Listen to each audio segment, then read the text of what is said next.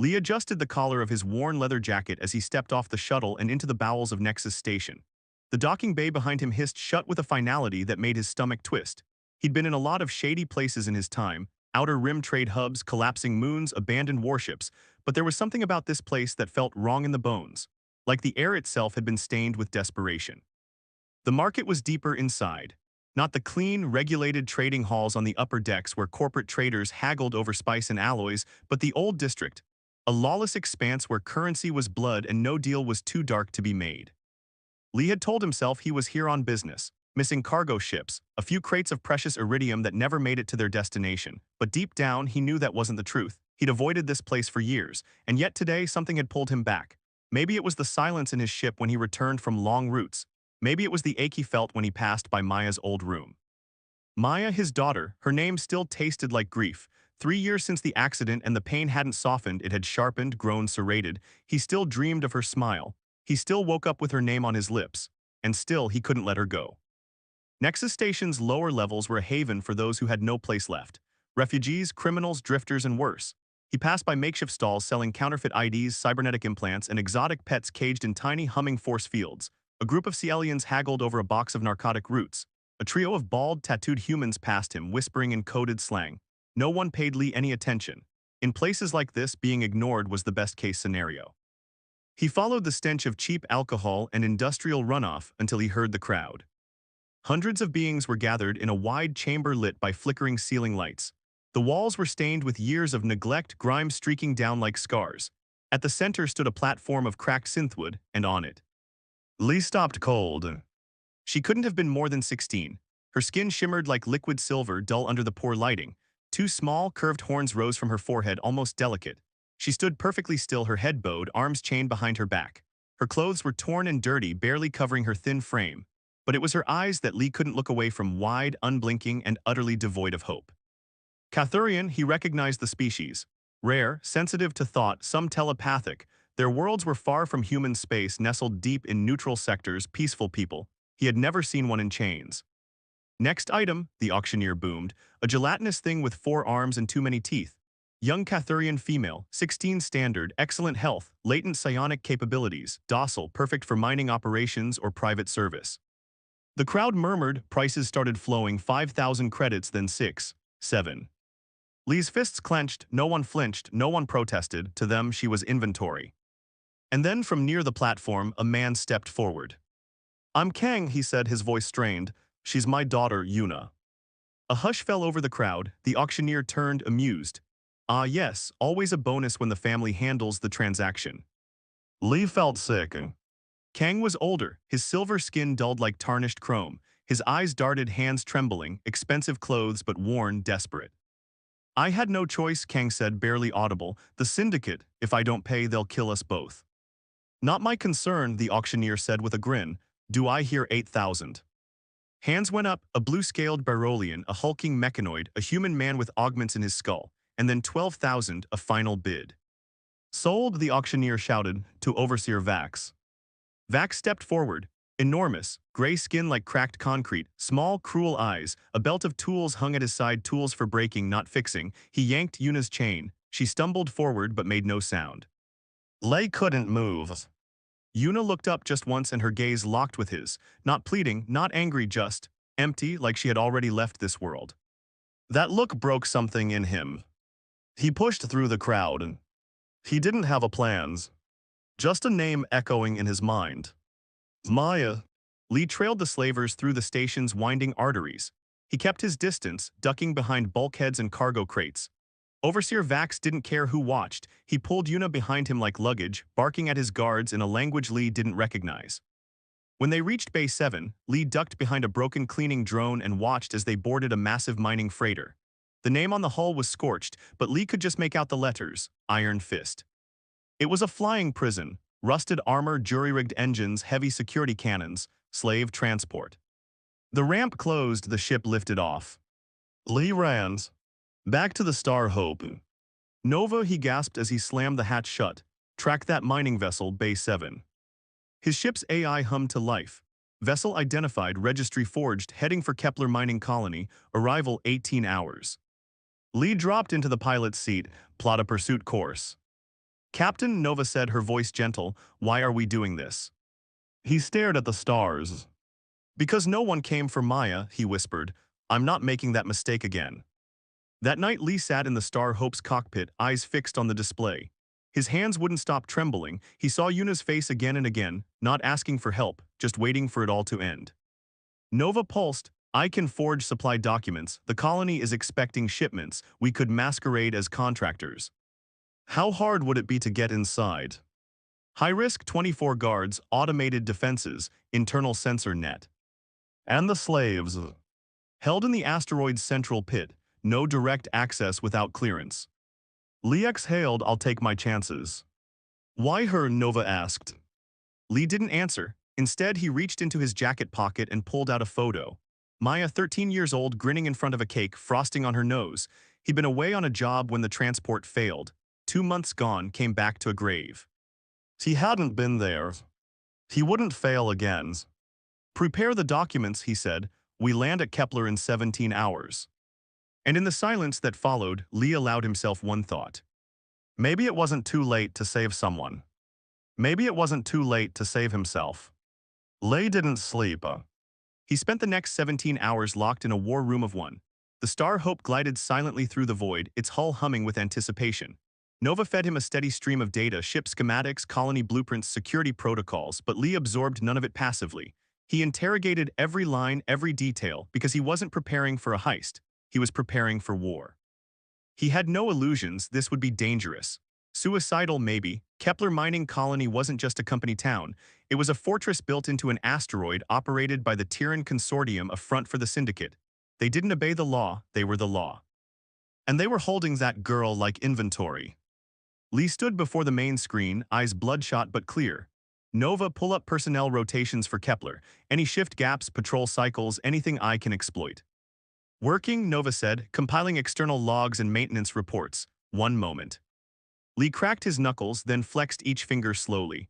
Everything in him was strung tight, a tension that hadn't relented since the auction. He'd promised himself years ago that he was done with war, done with firefights and body bags, but this wasn't war. This was redemption. I've located a pattern, Nova said. Dock security rotates every 6 hours. During the 200 cycle, internal patrols reroute to accommodate shift changes in the lower mines. Access Corridor 3A is momentarily left unmonitored for approximately 7 minutes. That's our window, Lee said. Are they expecting deliveries during that time? Yes, the next supply drop is scheduled during the shift change. Forge credentials for a food contractor. Retrofit our hull ID. Make the Star Hope look like it belongs to Harkin Freight. They've done business with Tyran before. Already done, Nova said, uploading docking codes to secondary navbank. Good, when we land, I'll need you to stay dark. Absolutely zero activity. If they detect your AI signatures, we're fried. Understood. Lee paused, his hands hovered above the console, then fell to his sides. What's the probability of success? Nova didn't answer immediately. Based on current variables, 18.7%. Lee exhaled, a grim smile touched his lips. Higher than I expected. Lee didn't go in armed, not visibly. A visible weapon marked you as a threat, and a threat got watched. He wore a long duster over a supply vest, nothing fancy. In the mirror, he looked like a man bringing someone else's food, not a soldier planning an extraction. Hollow ID set, Nova said. You are now Captain Dermot of Harkin Freight. Delivery code 847 Zeta. Cargo, protein cubes, distilled water, and trauma kits. That'll sell the part, Lee muttered. How's the ship's disguise? Convincing from a distance. Won't hold up under internal scan. You'll have 2 hours at most before they realize the ID is fake. I only need once. The Star Hope broke through the final gravity well and coasted toward the asteroid. Kepler loomed ahead, a metal-laced scar in the black. Huge excavation arms protruded from its surface, slowly dragging precious ores from its core. Docking bays flashed red and green as freighters queued for landing. A massive shielded dome sealed the main shaft. Behind it, Lee knew, were hundreds of workers, many of them slaves. Nova transmitted the clearance codes. This is Contractor 847 Zeta, she broadcast. Scheduled resupply Section 3. There was a pause. Then authorization blinked green. You are cleared for Bay 4, unload quickly, delays cost credits. They always do, Lee muttered. He guided the Star Hope into the bay with practiced ease. The ship hissed into place, docking clamps locking onto her hull. Inside, Lee's heart pounded like a drum. No going back now. Nova going dark, keep the engine on standby if I'm not back in 2 hours. Then I will burn this place to the ground, she said. Lee smiled, then stepped out into hell. The docking bay was all harsh lights and harder faces. Guards in Tyran livery stood at attention, rifles slung but ready. One waved him through without more than a grunt, scanning his hollow ID with a wrist device. You're late. Space turbulence, Lee said. Everyone blames space, offload in Bay 12. Lee nodded and pushed his cart forward. It was real cargo, Nova had made sure of that. Crates of food, water, even medical gear, all delivered under the lie. He memorized every corridor, every stairwell, every camera. His first objective wasn't Yuna. It was intel. He had to find out where she was being held, how many guards stood in the way, and what routes could be taken in or out without triggering an alarm. He reached Bay 12 and met the quartermaster, a grizzled human with a prosthetic eye and half a jaw replaced by a rebreather. He signed the fake manifest, grumbling about the last shipment's delay. As he leaned over the table, Lee subtly activated a scanner node hidden in the cart. It mapped everything. Local security grid, motion sensors, heat signatures. You offloading alone? The quartermaster asked. Just me, Lee replied. Not smart. Neither is working for the syndicate, Lee muttered. What? Nothing. He moved fast, dropped the crates, signed the form, and walked out. Then turned left instead of right. Into the dark. The slave pits were buried deep in the asteroid. Nova's map showed a service corridor branching into the ventilation ducts. He found the hatch behind a stacked pile of rusting mining helmets. He climbed inside. Tight, humid, the walls vibrated with machinery. Sweat poured down his back as he crawled forward, counting every meter. 50 meters in, he found the grate, peered down.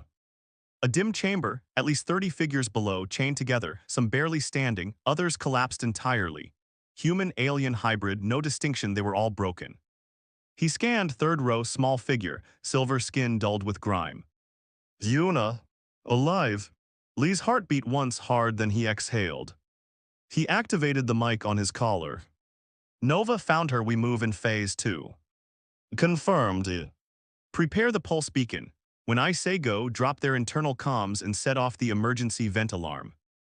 I have a 15-minute window before the scramble code resets. More than I need. He climbed back, memorizing the paths. It was time. Lee returned to the upper level and walked straight into Security HQ. Delivery manifest, he said, dropping another forged form on the front desk. The board clerk took it. Why's this addressed to Captain Dermott? You're not Dermott. Lee smiled. Not anymore. He reached into his vest, pulled the scrambler, and pressed it. Sirens screamed.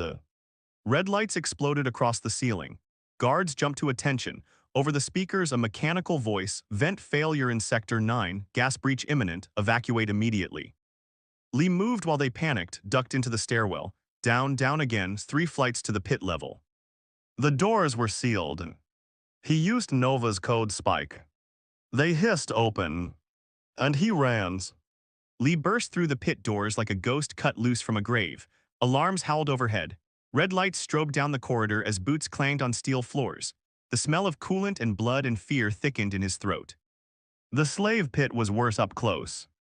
30, maybe 40 bodies. Human-alien hybrids, every one of them gaunt and bruised. Chains ran through collar hooks, bound wrists, ankles, necks.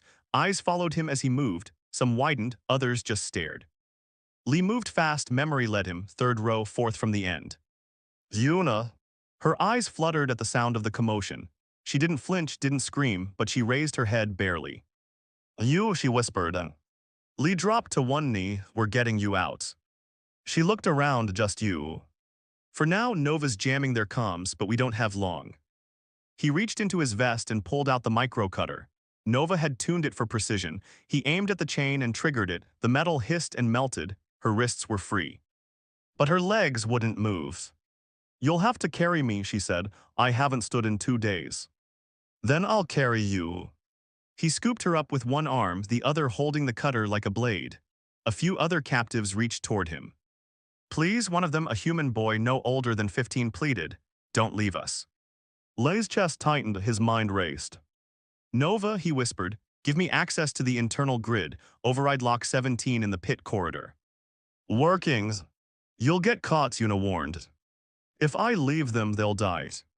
Click, the wall hatch in the far corner opened. Emergency protocol lighting engaged. The boy's eyes widened. That leads to maintenance shaft B, Lee said. Crawl space goes all the way to the outer hull. Nova will guide you out, take everyone who can move. And you? Lee turned, I'm going loud. He stormed out of the pit just as two guards rounded the corner. Lee dropped low. His shoulder drove into one man's gut, sending him sprawling. The other raised a stun rifle. Lee knocked it away, elbow to the face, knee to the groin. Both dropped. He ran. Yuna's breath came fast against his neck. You fight like a soldier, she said. Used to be, he muttered. Nova's voice pulsed in his earpiece. Main corridor to Bay 4 is compromised. Reinforcements inbound. Reroute through subdeck 2. Lee adjusted course. Metal rang beneath his boots. The walls narrowed. Storage crates lined both sides. This wasn't a hallway, it was a gauntlet. Incoming, Nova said. The ambush came fast. 2 from the front, 3 from the rear. Lee rolled, laying Yuna down gently behind a crate. Stay down. He lunged, fist, knee, heel, fighting like a man who'd already buried his past and had nothing left to lose. A baton cracked against his ribs, but he didn't falter. Another guard grabbed his shoulder. Lee slammed his head back, breaking the man's nose. Nova activated the lights. Strobes blinded the guards for half a second. Lee moved in that second. When it was over, 5 bodies lay groaning on the floor. Lee staggered back to Yuna. We're close. Bay 4 is just past the reactor tunnel. I can walk, she said. Are you sure? She nodded, shakily stood, took his hand. I'm not broken, she whispered, not anymore. Bay 4 shimmered in the distance like salvation. The Star Hope sat docked, prepped, ready. Nova had her engines warmed and the ramp lowered, but standing between them and the exit were 6 guards and Overseer Vax.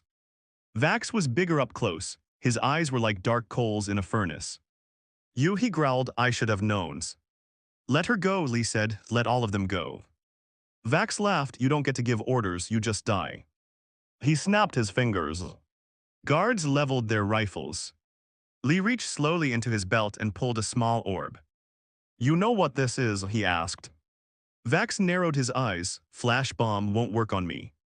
It's not a flash bomb. It's a magnetic overdrive grenade. Throws out an EMP strong enough to knock out a dreadnought. You shoot me, I drop it. Every system on this level dies. Airlocks fail, shields collapse. Everyone gets sucked into vacuum. Vax's face twitched. You're bluffing. Try me. Seconds stretched. Nova's voice crackled in Lei's earpiece. External shields are rotating, 30 seconds to window. Vax's fingers twitched. Lee dropped the orb. Everyone flinched, but it didn't detonate. It hit the floor and rolled harmlessly. Lee was already moving. He grabbed Yuna and sprinted toward the ship. Nova fired the ramp's built-in suppressor turrets. Stun bursts knocked back the guards. Vax roared, chased them, faster than he looked.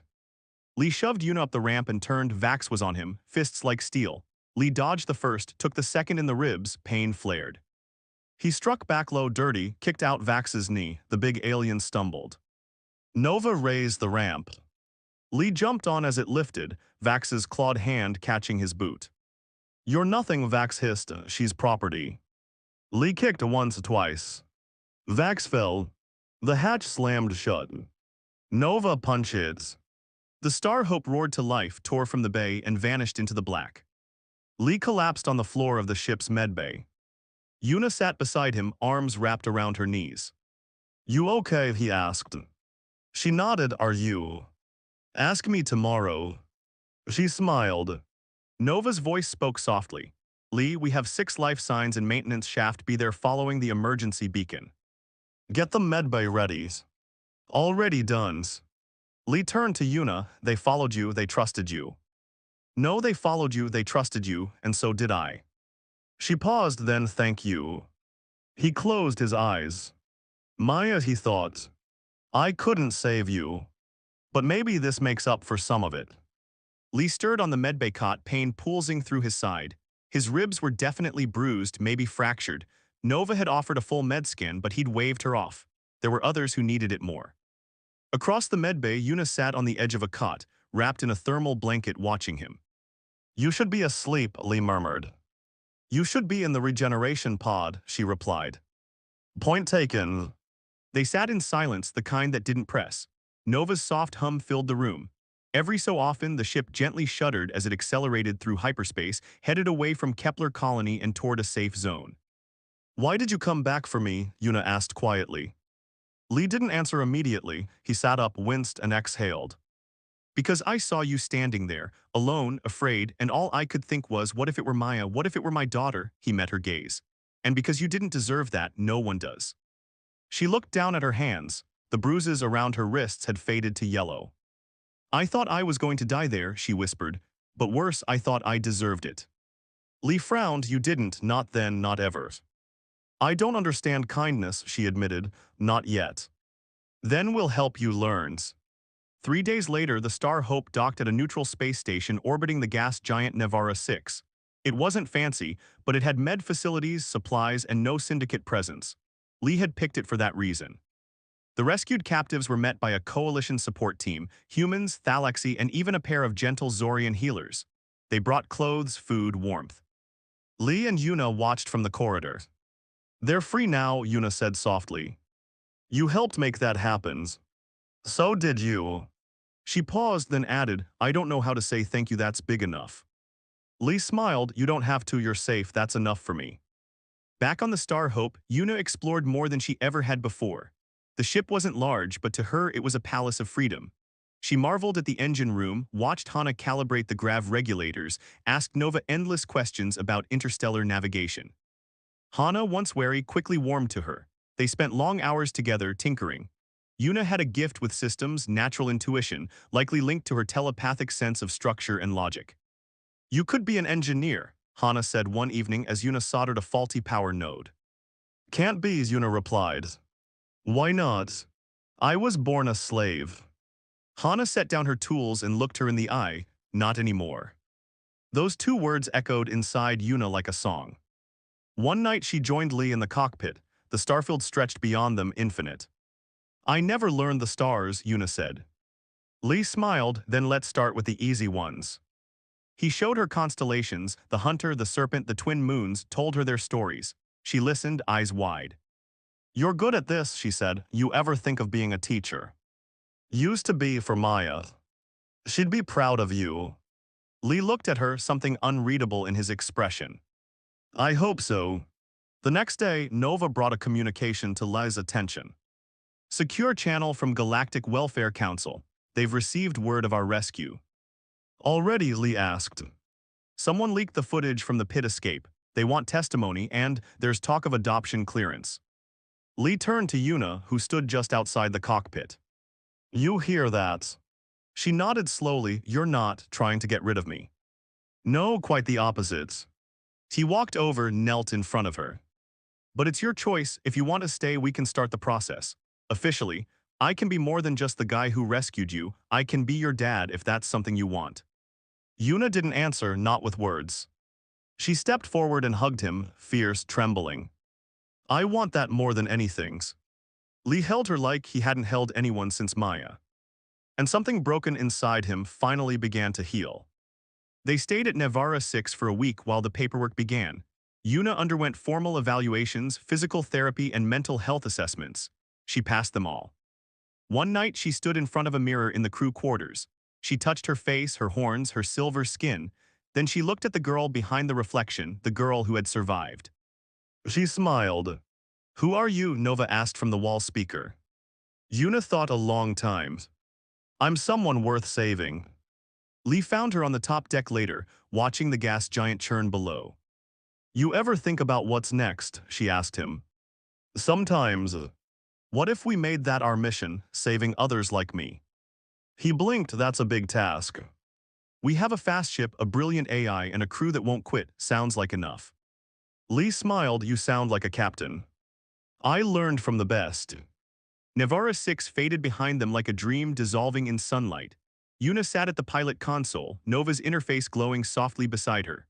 Lee stood behind, arms crossed, watching the way her hands danced across the controls. "Navigation plotted," Yuna said. "Course laid in," Nova confirmed. Destination, Galactic Coalition Outreach Zone Sector Zeta 9. That's the distress call zone, Lee asked. Affirmative, reports of missing juvenile colonists, probable trafficking. Then let's see if we can change the odds, Lee said. He placed a hand gently on Yuna's shoulder. You ready for this, Captain?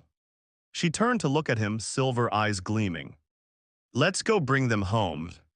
The Star Hope glided through the void like a whisper. In the days that followed, Lee and Yuna trained every hour they weren't asleep. Nova generated simulations, hostage rescues, perimeter scouting, stealth insertions. Yuna's aptitude for strategy surprised them all. I'm not good at violence, she said during one drill. You don't have to be, Lee replied, just be good at keeping people safe. And she was. In the evenings they shared stories. Hana told tales of shipwrecks and engine fires. Lee opened up about Maya, his daughter's stubborn kindness, her sharp wit, her obsession with climbing things she shouldn't. Yuna spoke little at first, but eventually she shared pieces. The name of the planet where she was born, the way her father used to sing lullabies before the debts took him, the smell of the orchard outside their home before it was sold. You remember all that? Hana asked. I remember everything. Slaves don't get to forget. Forgetting is dangerous. You're not a slave anymore, Lee said. No, she agreed, I'm not, but I still remember and I think maybe that's a good thing. Their first mission after Kepler was in a red zone colony where communication had gone dark. The place had once been a mining outpost, but the corporate banners were gone, replaced by rust and silence. They found 4 children hiding in an old med center. 2 human, 1 Thalaxy, 1 Zorian, all terrified. Who are you? The smallest asked, clinging to a cracked medpod. Yuna crouched, someone who's been where you are and who's going to get you out. Lee kept watch at the door. When the patrol arrived, they slipped out through service shafts and triggered the ship's emergency beacon from orbit. The rescue made ripples. After that, messages poured in, pleas for help, coded cries. Nova cataloged everyone. The Star Hope became something more than a ship. It became a name whispered in dark corridors. A hope passed between frightened children and broken parents. Lee filed for official clearance with the Galactic Family Justice Authority. The final hearing was held aboard Harmony Station, where council members of various species gathered in solemn robes. Lee wore his trader's jacket, Yuna beside him in a simple tunic Hana had tailored. Do you understand the responsibilities of legal adoption across species lines?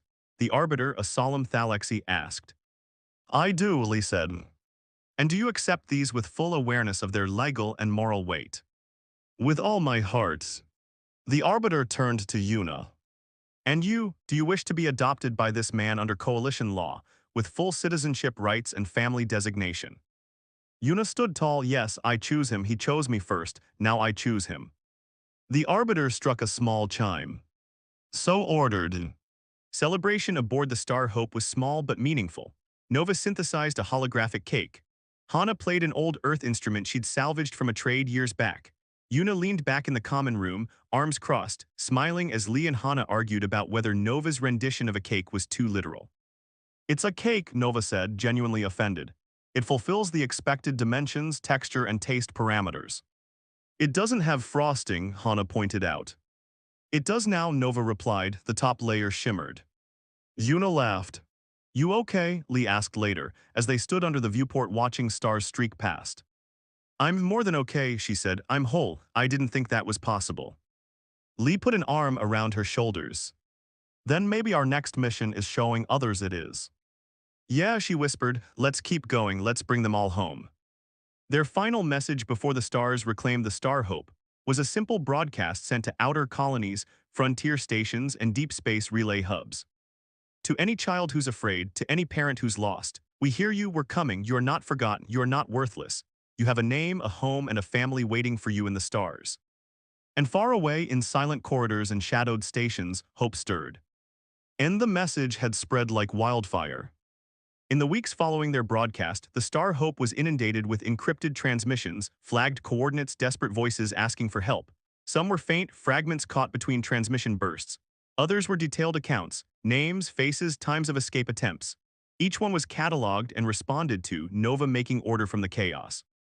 Lee stood in the briefing room, a projection of the galactic rim spinning above the table. Red dots blinked cries for help.